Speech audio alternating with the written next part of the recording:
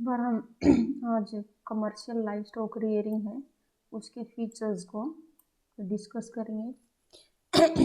इसका जो हिंदी ट्रांसलेशन है वो बाद में जो है बना के डाल दूँगी, ठीक है। तो तब तक हम इसी से काम चलाएंगे। तो फीचर क्या क्या है, विशेषताएं क्या क्या हैं कमर्शियल लाइव स्टॉक रियरिंग की। काफ़ी सारी चीज़ें हम डिस्कस कर चुके हैं ऑलरेडी, लेकिन इनको एक थोड़ा ना कि पॉइंट वाइज, ठीक है, तुम्हारा रिवीजन हो जाएगा जो भी है, ठीक है। तो एक इसको यहाँ पे प्रॉपर से हम और थोड़ा सा तेज़ गति से करेंगे, ठीक है। तो जो फर्स्ट फीचर है कि कमर्शियल लाइव स्टॉक रियरिंग में क्या होता है, जो ब्रीडिंग होती है, ठीक है। ब्रीडिंग का मतलब होता है प्रजनन, ठीक है। तो जो ये पशुओं को पालते हैं तो इसमें जो पशुओं का जो प्रजनन है, ठीक है, वो एक साइंटिफिक वे से ये किया जाता है। तो जो और कोशिश की जाती है जो वो पशु हैं उनकी जो नस्ल है अच्छी नस्ल के ही वो पशु रखते हैं। तो यानी ये पालते हैं किसके लिए, फ़ायदे के लिए, ठीक है। और मैक्सिमम फ़ायदा, जब भी कोई व्यक्ति कोई एक्टिविटी करता है तो उससे क्या वो मैक्सिमम फ़ायदा चाहता है। तो यानी वो क्या होगा, यहाँ पे प्रोडक्शन कर रहे हैं, ठीक है, उत्पादन कर रहे हैं, ठीक है। मान लीजिए यहाँ पे उत्पादन हो रहा है डेयरी प्रोडक्ट्स या एनिमल प्रोडक्ट्स का, ठीक है। डेयरी प्रोडक्ट्स मतलब दूध वाले, ठीक है, दूध या दूध से बने हुए जो पदार्थ हैं, ठीक है। तो दो तरह के प्रोडक्ट हो गए, एक तो दूध वाले हैं और दूध या दूध से बने हुए, ठीक है। दूसरे अन्य अदर एनिमल प्रोडक्ट्स हैं। अन्य में क्या है, वूल हो गया, जैसे कि ऊन है, चमड़ा है, ठीक है, या दूसरी इस तरह की जो चीज़ें हैं, ठीक है। तो डेयरी और एनिमल प्रोडक्ट, अब ये दो चीज़ें उनको चाहिए,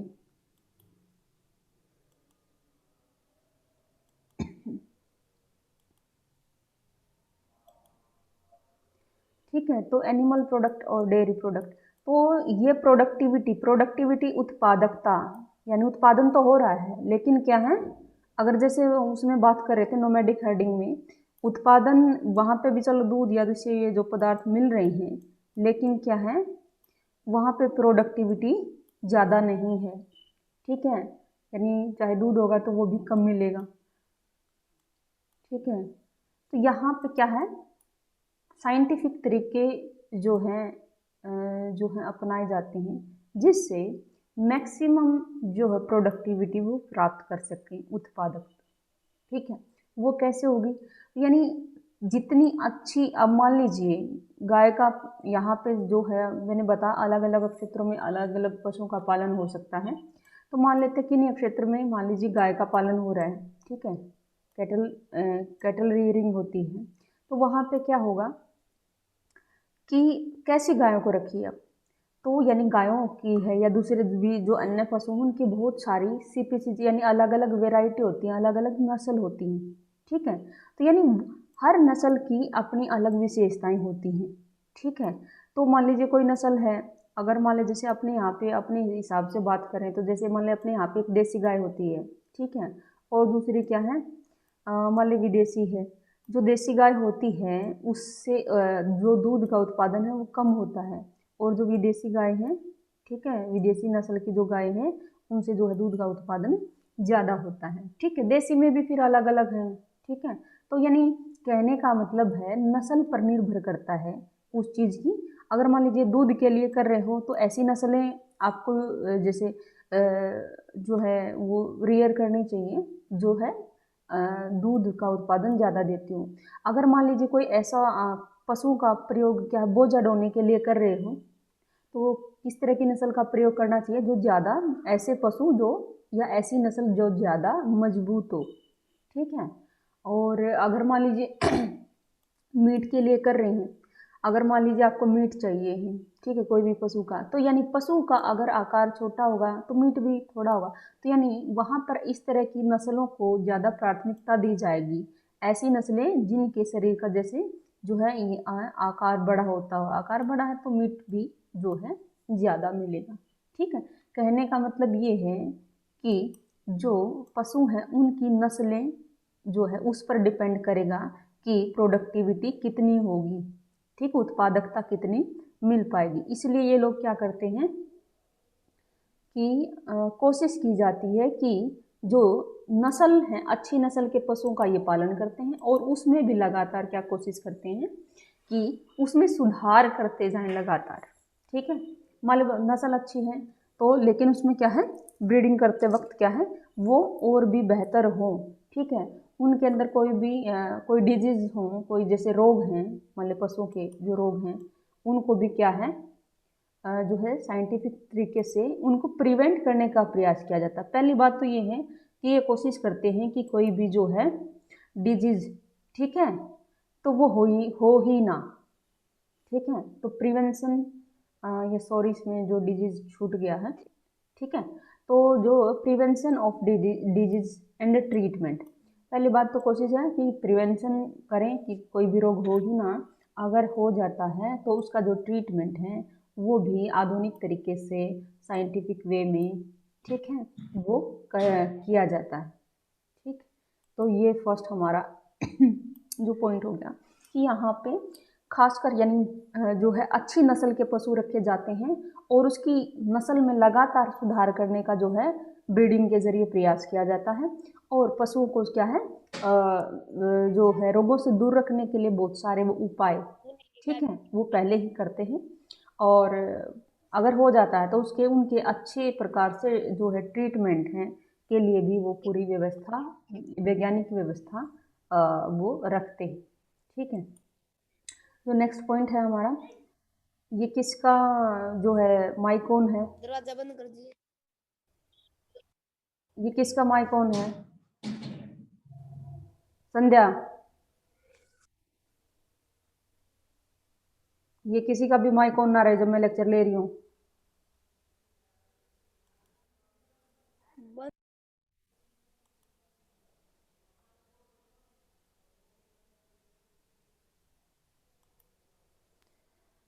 जो सेकंड पॉइंट है, अच्छा ये तो है कि यानी पशु किस तरीके के रखे जाएंगे और कैसे रखे जाएंगे। दूसरा पॉइंट है कि कहाँ पे रखे जाएंगे, ये पशु कहाँ पे रखे जाते हैं। तो ये पशु क्या है जो है मैंने जो हमने ऑलरेडी डिस्कस किया कि जो खासकर ये इस तरह का जो है बड़े बड़े जो पास्चर्स होते हैं, ग्रासलैंड वाले जो एरिया हैं वहाँ पर ही इस तरह की कमर्शियल जो है लाइफ स्टॉक रियरिंग होती है। ठीक है,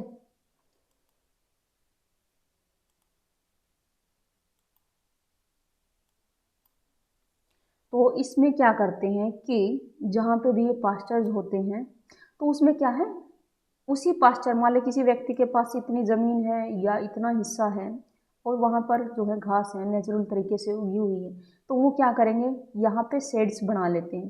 तो अपना जो है उसके अंदर शेड्स बना लिया। ठीक है, शेड मतलब जैसे रहने के लिए जो जगह होती है। ठीक है, तो ये उनके रहने के लिए जगह है।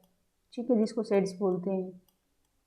और ये उसके उनके रहने की जगह होगी और उसके चारों तरफ क्या है, ये उनका जो पास्चर है, चरागाह है।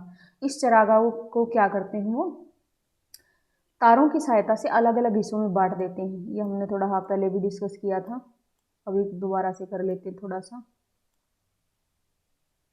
इस तरीके से वो क्या है, पूरे जो है चरागाह को इस तरीके से जो है अलग अलग सेक्शंस में, अलग अलग हिस्सों में बांट देते हैं।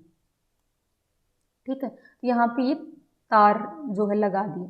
तो ये जो पूरा एरिया है इसको वो क्या बोलते हैं, जहाँ पे ये पशुओं का पालन करते हैं, इसको रेंचेज आर स्प्रेड मोर देन। ठीक है, तो ये जो रेंच है जिसको हम बाड़ा बोलते हैं, ठीक है, तो ये जो बाड़ा है तो ये कितने एरिया में, ये बहुत बड़े होते हैं। अपने यहाँ पे तो मैंने कहा कि अपने यहाँ पे तो पॉपुलेशन ज़्यादा है और पर कैपिटा लैंड होल्डिंग है वो बहुत ही कम है, प्रति व्यक्ति जो ज़मीन है वो बहुत कम है। लेकिन उन देशों में जनसंख्या बहुत कम है, एरिया बहुत ज़्यादा है, उस हिसाब से क्या है, more than hundreds of kilometre of area. तो अगर एक व्यक्ति की भी बात करी जाए, अगर एक व्यक्ति ये कर रहा है तो वहाँ पे एक व्यक्ति के पास हंड्रेड्स ऑफ किलोमीटर एरिया, ठीक है, सैकड़ों किलोमीटर, सैकड़ों वर्ग किलोमीटर का जो एरिया है जो है उसमें उसका पास्चर, ये चरागाह फैला रहता है। ठीक है, और इनको ही ये जो बाड़े होते हैं जहाँ पर पशुओं को रखने के लिए रेंचेज भी ना, मतलब वो क्या बोलते हैं, शेड भी है। ठीक है, शेड है, ये रहने के अंदर की जगह, और बाद में फिर उसके चारों तरफ क्या है, घास के मैदान है। तो इनको क्या बोला जाता है, रेंचेज। ठीक है, कहाँ, नोन एज, इन बाड़ों को या इस एरिया को क्या बोलते हैं, रेंच। जो प्रेरीज के मैदान है, प्रेरीज को हमने लास्ट जो लेक्चर में डिस्कस किया था, तो नॉर्थ अमेरिका में जो यूएसए और जो है कनाडा का जो दक्षिणी भाग है, वहाँ पे जो घास के मैदान है वो प्रेरीज के नाम से जाने जाते हैं। तो प्रेरीज के मैदान में इस तरह के जो बाड़े होते हैं जहाँ पर कमर्शियल लाइफ स्टॉक रियरिंग होती हैं, उनको रेंचेज बोला जाता है। और ठीक है, पंपास के जो घास के मैदान हैं, जो कि कहाँ पे हैं, दक्षिण अमेरिका के अर्जेंटीना जो देश है, वहाँ पे पंपास के जो घास के मैदान हैं, वहाँ पर इस तरह के जो बाड़े होते हैं जहाँ पे ये पशुपालन किया जाता है, उसको एस्टांसिया बोलते हैं। ठीक है, तो ये जीके पॉइंट ऑफ व्यू से इम्पोर्टेंट है, इसलिए ये नाम याद रख लेना। ठीक है, रेंचेज कहाँ पे, रेंचेज के नाम से कहाँ पे जाने जाते हैं, और एस्टांसिया के नाम से किस क्षेत्र में ये जो बाड़े हैं वो जाने जाते हैं। ठीक है, या ये पूछ सकते हैं रेंचेज क्या होते हैं या एस्टांसिया क्या होते हैं। ठीक है,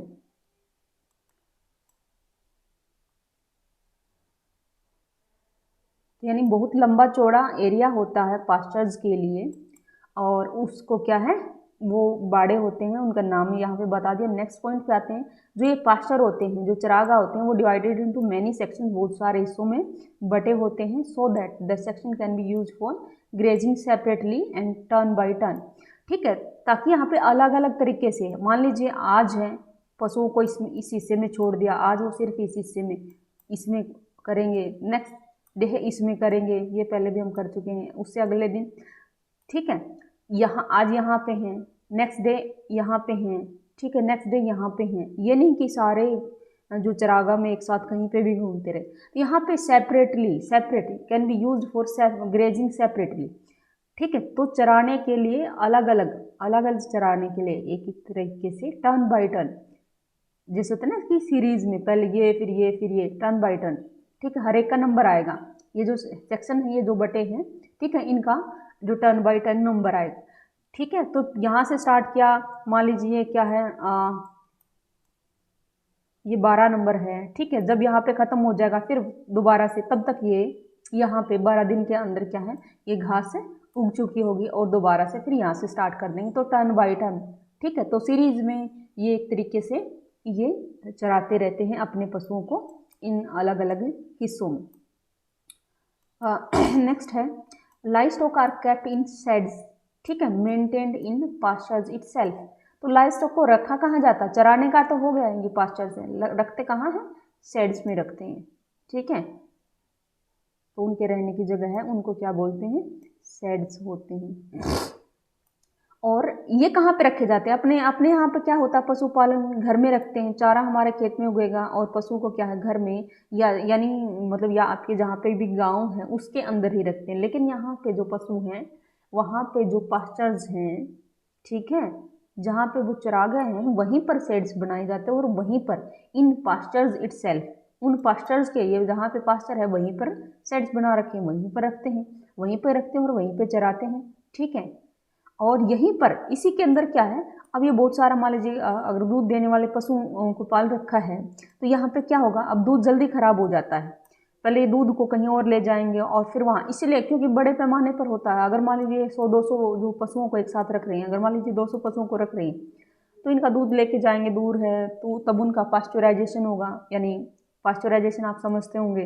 ठीक है, तो पास्चुराइजेशन ये जो पैकेट बंद करते हैं जो दूध है, ठीक है, तो वो प्रोसेसिंग जो होती है जो है, तो उसके लिए वो दूर ले जाना पड़ता है, वो खराब ना हो, इसके लिए क्या करते हैं, तो यहीं पर अपना एक जो क्या बोलते हैं, प्रोसेसिंग के लिए जो ये मशीनें हैं, ठीक है, दूध है, मीट है, या उनकी प्रोसेसिंग है, या उनकी पैकिंग के लिए जो है, अगर काफ़ी बड़े पैमाने पर हो रहा है, तो वो यहीं पर इस जो है पास्चर के अंदर या अपने उसके अंदर ही वो यहाँ पे लगा लेते हैं, यहीं से निकाल के यहीं पे पास्चुराइजेशन करके यहीं पे पैकेजिंग या कैनिंग करके उनको, यानी डिब्बा बंद करके जो है भेज देते हैं, जो है डोमेस्टिक मार्केट में, घरेलू बाजार में या अंतर्राष्ट्रीय बाजार में। ठीक है, नेक्स्ट पॉइंट पे आते हैं। नेक्स्ट है, number of animals is based on the carrying capacity. Number of animals, ये अब यहाँ पे जो पशु हमने देखा कि नस्ल, अच्छी नस्ल के पशु रखेंगे, लेकिन कितने रखेंगे वो किस बात पे निर्भर होगा, यानी पशुओं की संख्या कितनी रखी जाएगी वो किस पे निर्भर करेगा। Number of animals is based on the carrying capacity of pastures. ठीक है, तो ये ऐसा नहीं है कि कितने भी रख लो। अगर मान लीजिए किसी का जो चरागाह है वो छोटा है, ठीक है, या घास उतनी अच्छी नहीं होती है, ठीक है, मान लीजिए किसी का अगर चरागाह इतना है, किसी का बहुत बड़ा, किसी का और बहुत बड़ा है, तो एक तो उसका आकार हो गया, चरागाह का आकार कितना है, दूसरा घास की क्वालिटी क्या है। घास एक तो क्या है, कम उगती हो या उतनी अच्छी नहीं है, उतनी पोषक नहीं है, तो जो है पशुओं, ज़्यादा पशुओं को पालना वहाँ पे संभव नहीं हो पाएगा। ठीक है, तो ये किस पे डिपेंड करेगा, कैरिंग कैपेसिटी होता है भरण पोषण की अक्षमता, कितने पशुओं का पालन करने की अक्षमता, यानी कितने पशुओं का जो है जो भोजन देने की अक्षमता इन चरागाहों में है। अगर इन ये बहुत अच्छे पास्चर्स हैं, पोषक हैं, थोड़े ही एरिया में ज़्यादा घास मिलती हो, और क्या कई बार क्या हो सकता है एरिया ज़्यादा है लेकिन घास उतनी ज़्यादा नहीं है, ठीक है, तो कम पशुओं को पाला जा सकता है। और तो दूसरा डिपेंड करता है कि कितने बड़ा एरिया उपलब्ध है उन पास्चर्स के लिए। ठीक है, तो number of animals is based on the carrying capacity of pastures so that over grazing can be prevented. तो यानी यहाँ पे ये भी रिस्ट्रिक्टेड रखा जाता है कि कितने पशुओं का पालन होगा, यानी ये भी सोच समझ कर ही डिसाइड किया जाता है कि कितने पशुओं को रखा जाए, ताकि, ठीक है, ताकि so that over grazing can be prevented. ठीक है, अगर मान लीजिए यहाँ पे कैरिंग कैपेसिटी है, मान लीजिए 200 पशुओं की, 200 पशुओं को तो ये पास्चर है अच्छे तरीके से क्या है जो है भरण पोषण कर सकता है, लेकिन क्या हो सकता है कि अगर यहाँ पे 200 की बजाय अगर आप जो है 400 पशुओं को रखना शुरू कर दो, तो फिर क्या है, प्रॉब्लम हो जाएगी।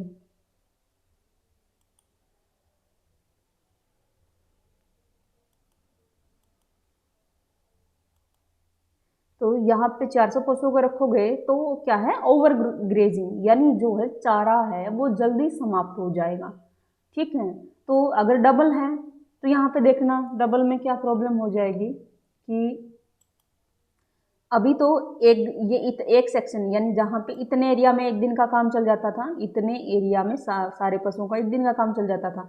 अब पशुओं की संख्या डबल होगी तो ये 1 दिन हो गया, ठीक है, ये 2 दिन हो गया, और ये 3 दिन, ये 4 दिन, ये 5 दिन, और ये 6 दिन। पहले 12 दिन में यहाँ पे आते थे, 12 दिन के बाद जब यहाँ आते थे तो घास सूख चुकी है, लेकिन अभी क्या है कि 6 दिन के बाद ही यहाँ पे आ गया, तो क्या 6 दिन में वो घास दोबारा उतनी उग चुकी होगी, नहीं उगेगी, तो इसलिए कहते हैं कि ओवर ग्रेजिंग। ठीक है, ज़्यादा चराने की वजह से फिर घास उग ही नहीं पाती, यानी इतना समय ही नहीं मिल पाता घास को जो है प्रॉपर से पूरा उगने का। ठीक है, तो यानी ये ध्यान, ये भी साइंटिफिक तरीके से, यानी ये हर चीज़ कि कौन सी नस्ल के रखेंगे, उनकी संख्या कितनी होगी, वो सारी चीज़ें ध्यान रखी जाती हैं ताकि ओवर ग्रेजिंग ना हो। ठीक है, और सभी जो है पशुओं का भरण पोषण अच्छे तरीके से हो पाए। ठीक है, तो ये थी इसकी जो है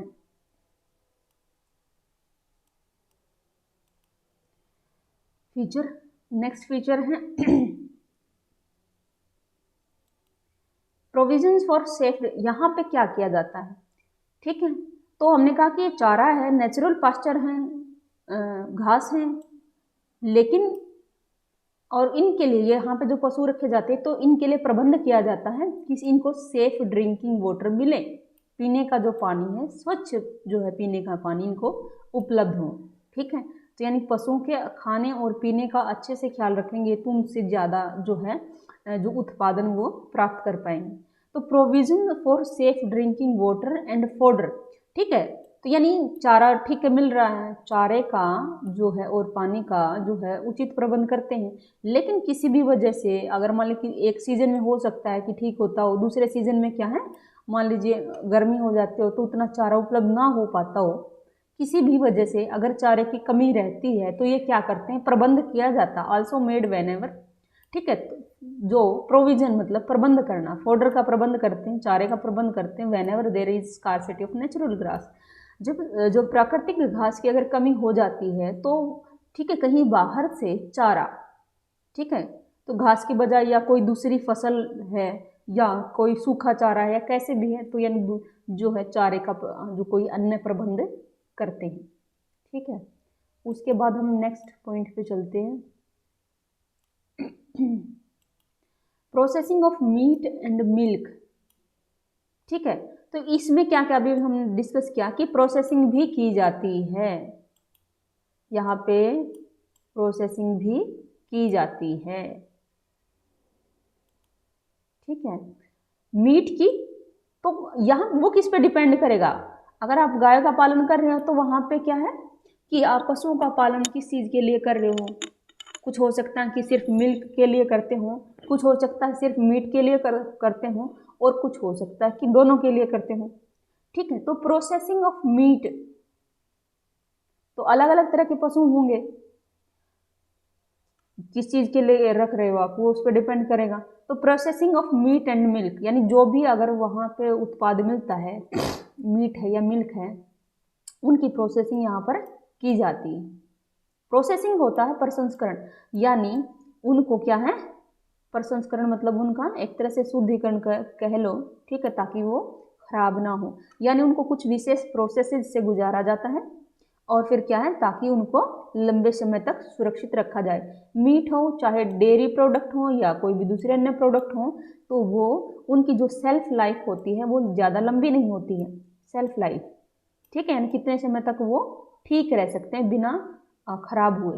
ठीक है, तो शेल्फ जो लाइफ होती है वो कम होती है एनिमल प्रोडक्ट्स की, इसीलिए क्या किया जाता है, तो इनकी प्रोसेसिंग करनी पड़ती है। ठीक है, दूध है एक दिन के बाद खत्म हो जाए, मतलब जो है खराब हो जाएगा, वो भी मौसम पे डिपेंड करेगा कि एक दिन भी चलेगा कि तो यानी उसका उचित समय रहते हुए प्रोसेसिंग करने से जो है उनकी सेल्फ लाइफ को बढ़ा जा सकता है। सेल्फ लाइफ मतलब यानी उनके गलने या सड़ने की जो वो है उसको जो है डिले किया जा सकता है। ठीक है, अगर हम जैसे मान लिया, जैसे नॉर्मली यहाँ पे जैसे हम दूध को गर्म करते हैं, ये भी एक तरह की प्रोसेसिंग है। अगर कच्चा ही रखोगे तो जल्दी खराब होगा, तो दूध को गर्म करके रखते हैं, तो वो भी एक प्रोसेसिंग है, सिंपल है। ठीक है, लेकिन जो है अभी आधुनिक तरीके हैं, बहुत सारी आधुनिक जो प्रोसेसिंग की टेक्निक है, जिसमें पास्चराइजेशन भी एक है। पास्चराइजेशन में क्या करते हैं, अपने यहाँ पे तो जब दूध को उबालते हैं तो पूरा उबालते हैं।